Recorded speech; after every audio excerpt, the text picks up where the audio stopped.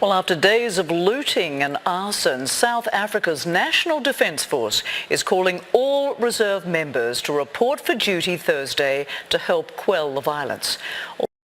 Although the protests were triggered by the jailing of ex-President Jacob Zuma last week, they've evolved into an outpouring of anger over the economic inequality in the country 27 years after the end of apartheid.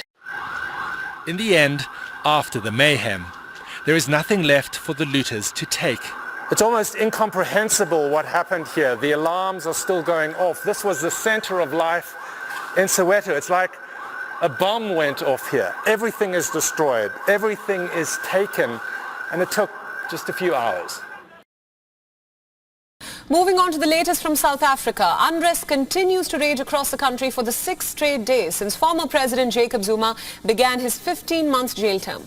Protests have swiftly turned violent and have now stoked fears of food and fuel shortages. 72 people have died and more than 1,200 have been arrested. After looting spread through Durban, residents lined up outside shuttered shops to get whatever food was available.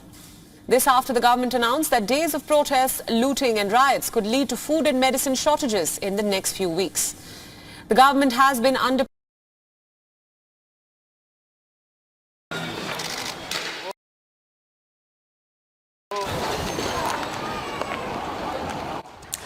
South Africa is deploying thousands of troops to help contain the violence that erupted over the last week. The military mobilization is the biggest since the end of white minority rule more than 25 years ago. At least 72 people have been killed and hundreds of businesses have been ransacked. The violence was triggered over the arrest of former President Jacob Zuma and fueled by anger over an economic crisis worsened by the pandemic. Freelance reporter Mark Roughton is in Cape Town covering this story. So Mark, take us through the latest developments.